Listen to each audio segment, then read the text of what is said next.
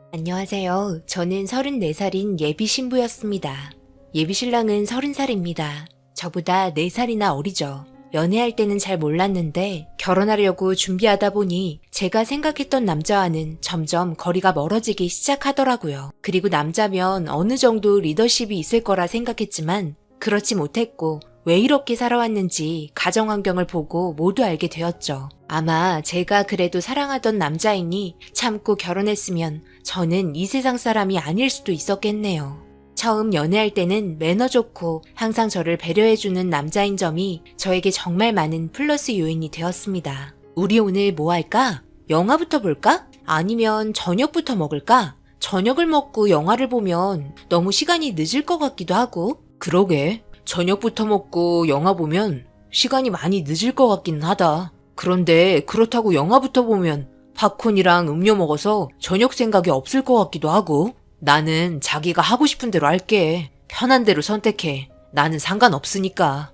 이런 게 당연히 저는 배려라 생각했고 그래서 저는 일단 저녁부터 먹기로 했습니다. 우선적으로 배가 너무 고프기도 해서 식당을 가려고 하는데 여기에서도 또 서로 의논하는 부분에 있어 오로지 저를 위한 배려일 거라 생각했지만 알고 봤더니 예비 신랑은 결정장애가 있었던 겁니다. 뭐 하나라도 결정할 수 없을 정도로 결정장애가 정말 심했죠. 그래도 편한 부분도 있었습니다. 그냥 제가 하자고 하는 대로 별말 없이 따라오니 의견 충돌은 없어서 편했지만 상견례에서 시부모님의 모습을 보고 정말 많은 충격을 받게 되었습니다. 상견례 전에 인사 한번 드리러 간 적은 있었는데 워낙 일이 바쁘신지 예비 시아버지께서 출장을 가신 바람에 뵙지 못하였고 그렇게 상견례장에서 처음 뵙게 되었는데 두 분의 모습에 제 미래가 보이는 것 같았습니다. 양가 집안 인사 후 자리에 앉았습니다. 그런데 제가 물을 먹다가 뿜고 말았습니다. 여보, 나 뭐부터 먹는 게 좋을까? 여보가 선택을 좀 해줘봐봐. 생각보다 가지수가 많아서 뭐부터 먹어야 할지 모르겠네. 일단 앞치마부터 하세요. 당신 옷에 잘 흘리잖아요. 그리고 제가 밥 먹기 전에 뭐라고 했죠? 물부터 항상 마시라고 했잖아요. 물 먹고 위에 자극 올 수도 있으니까 삼삼한 나물부터 먹고 그리고 간이 좀 있는 고기랑 양념게장 드시면 되겠네요. 밥 먹는 도중에 찬물 먹지 말고 따뜻한 국물로 드세요. 저희 가족은 그 모습을 보고 멍하니 있었습니다. 밥 먹는 순서까지 알려주고 있는 시어머니의 모습에 정말 충격을 받고 말았죠. 그런데 이런 모습이 한두 번이 아닌 듯 처음부터 끝까지 순서를 정리해 주셨고 정말 하나도 빠짐없이 어머님께서 알려주신 대로 행동하고 있었습니다. 도저히 이해할 수 없는 모습에 어색하게 웃으면서 음식을 먹으려고 하는데 예비 신랑이 아버님께서 먹고 있는 순서대로 따라서 먹고 있더라고요. 저를 보며 많이 먹으라고 웃고 있는데 그때 딱 알았죠. 시부모님께서 하신 행동들을 보고 예비 신랑이 지금까지 살아오며 모든 걸 배웠었구나. 그래서 결정장애가 있었던 겁니다. 이런 행동 하나하나 모든 걸 다 결정해 주시는 어머님 또한 이해할 수 없었지만 저도 나중에 저렇게 하고 있을 것 같아 이 결혼을 해야 하나 말아야 하나 정말 많이 고민을 하고 있었습니다. 밥을 먹으면서 이야기하고 있는 도중에도 아버님께서는 뭐 해도 되냐고 계속 질문을 했고 더 충격적인 건 예비 신랑마저 어머님께 똑같이 물어보는 바람에 상견례를 하고 있는 건지 잔치집에 온 건지 구분이 안 될 정도로 너무 정신없었습니다. 그렇게 힘겨운 상견례 자리가 끝이 나고 저희 집안과 달리 예비 신랑 집안은 상견례 자리가 너무 마음에 들었다며 저희와 말이 잘 통한다며 좋은 혼사 될 테니 무슨 걱정거리 있으면 염려하지 말고 자기에게 터놓으라는 말과 함께 어머님께서 저를 안아주시고 그렇게 인사가 끝나고 각자의 집으로 돌아왔습니다. 원래는 상견례 끝나고 예비 신랑과 이런저런 할 이야기가 정말 많았지만 저희 부모님께서 우선적으로 대화를 하길 원하셨고 그렇게 집에 들어오자마자 모두 털썩 주저앉은 채 한참을 멍하니 있었습니다. 그리곤 엄마는 저를 보며 이 결혼 아무래도 다시 한번 생각해보는 게 어떻겠냐고 말을 꺼내셨고 엄마의 말이 끝남과 동시에 아빠는 저런 남자 데리고 살면 진짜 피곤해진다면서 무슨 애도 아니고 하나부터 열까지 챙겨줘야 하는데 그거 감당할 수 있는 성격 아니면 포기하는 게 좋다고 말씀하셨습니다. 옆에서 엄마는 아빠 말에 고개를 끄덕이고 있었고 사랑하는 남자가 저희 엄마한테 안 좋은 이미지가 박혔다는 거에 너무 가슴이 아팠습니다. 정말 많은 고민을 하며 기분 또한 좋지 않았는데 예비신랑도 집에 도착을 했는지 저에게 전화가 왔고 그때 침착했어야 할 저는 그만 짜증을 내고 말았습니다. 집에 잘 들어갔어? 우리 부모님 자기 너무 마음에 든다고 난리 나셨어. 인상도 밝고 뭐든 똑부러지게 잘할 것 같다고. 내가 여자 하나 잘 골랐다네. 나는 음식이 코로 들어가는지 입으로 들어가는지 모를 정도로 긴장하고 있었잖아. 아, 그래?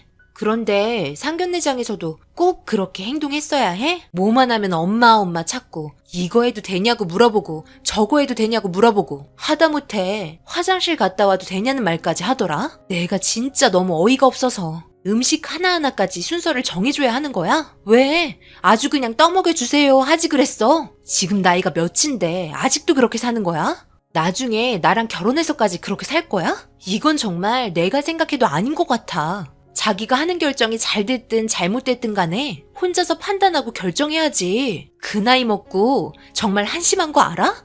처음에는 이런 내 모습이 좋았다며. 많이 배려해주는 게 좋다며. 근데 왜 이제 와서 나한테 뭐라고 하는 건데? 그리고 의견 물어볼 수도 있지. 나도 최대한 조심해서 말한 거라고. 어렸을 때부터 아빠가 엄마한테 항상 물어보길래 나도 당연히 엄마한테 이것저것 물어보고 도움받으며 큰 거야. 지금 이 상황 나만 당황스러운 거야? 지금 나한테 화내는 거 나는 정말 이해할 수가 없네. 혼자 결정하는 것보다 물어보고 좀 더 좋은 쪽으로 방법을 찾는다면 손해보지는 않잖아. 지금 상황 엄청 당황스러운 거야. 유치원생들도 그 정도는 혼자 알아서 하고 살아. 큰일이라면 당연히 여러 사람에게 물어보고 의견을 모아 해결해 나가는 게 당연하지. 그런데 이건 진짜 아니거든? 결혼해서까지 네가 엄마한테 하는 것처럼 나한테도 계속 그렇게 한다면 나는 이 결혼 정말 힘들 것 같아. 나는 어머님처럼 모든 걸 다 받아주면서 살 수는 없다고. 결국 서로의 의견 충돌로 인해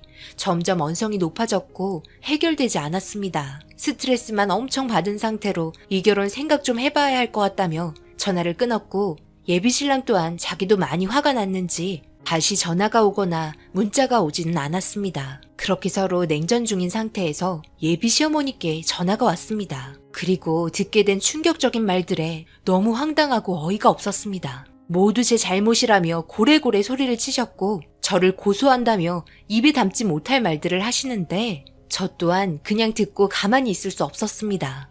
예, 너 우리 아들한테 무슨 말을 했길래 이 지경까지 만들어놨니? 제정신 있니? 내가 아주 살다 이런 경우 처음 보네. 네? 어머님 좀 진정하시고요. 알아들을 수 있게 설명 좀 해주세요. 무슨 말씀 하시는지 하나도 모르겠어요. 네가 상견례 다음날 이 결혼 생각 좀 해봐야 한다면서 결정 하나 못하고 나한테 다 물어본다고 그거 싫다고 말했다며? 그래서 서로 엄청 싸웠다면서. 어쩐지 나한테 말도 안 하고 뚱해 있더구만. 내 평생 우리 아들 키우면서 저런 모습 처음 봤다.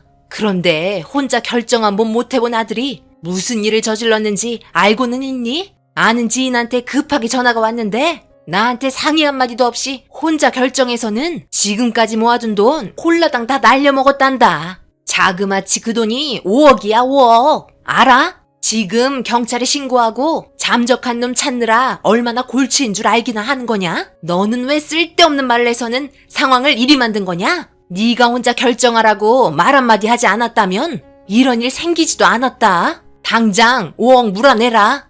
네? 5억을 저보고 물어내라고요? 제가 투자하라고 했나요? 그런 결정 혼자 하라고 말한 적 없는데 왜 저한테 뭐라고 하세요? 제 입장에서는 정말 황당하네요. 그때 잠깐 다툰 것 가지고 여태까지 전화 한 통, 문자 한 통 없다가 어머님께서 저한테 갑자기 전화해서는 5억 사기당했다며 물어달라는 게 말이 된다고 생각하세요? 그리고 혼자 결정한 문제 혼자 처리해야죠.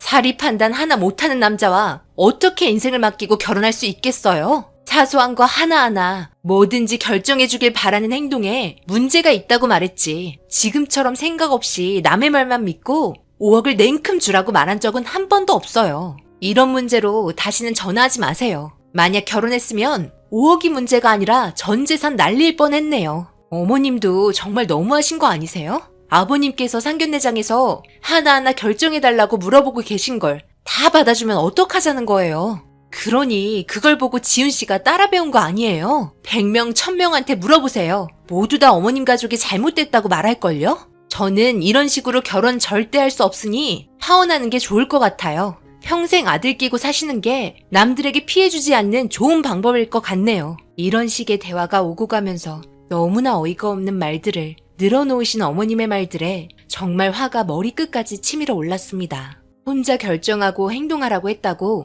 5억을 냉큼 내놓는 사람이 어디 있나요? 나이 30살이나 먹고 사리분별 하나 하지 못하는 그런 남자랑 평생 함께하지 않은 게 정말 다행이라 생각합니다. 어머님께서는 저에게 5억 안 주면 고소한다며 문자 오고 난리도 아니네요. 예비신랑도 모두 다 제 탓이라며 지금 상황 제가 해결해줬으면 한다고 문자 왔네요. 평생을 함께해야 할 배우자가, 그것도 남자가 이런 행동을 한다는 게 이해가 되시나요? 여러분들께서는 제가 5억을 줘야 한다고 생각하세요? 저는 다행히 파혼했지만 괜히 다른 여자분께서 피해보실까봐 걱정이네요. 진짜 결혼하기 전에 뭐든지 신중할 필요가 있는 것 같습니다. 만약 제가 한 행동이 잘못됐다면 따끔한 댓글 받겠습니다. 파혼 잘했다 생각하시면 앞으로 좋은 일들만 있을 수 있게 격려의 한마디씩 부탁드리겠습니다. 감사합니다. 오늘의 사연은 여기까지입니다. 댓글로 여러분들의 생각과 조언을 남겨주세요. 구독, 좋아요, 알림도 꼭 부탁드립니다. 저는 다음 영상으로 찾아뵙겠습니다. 감사합니다.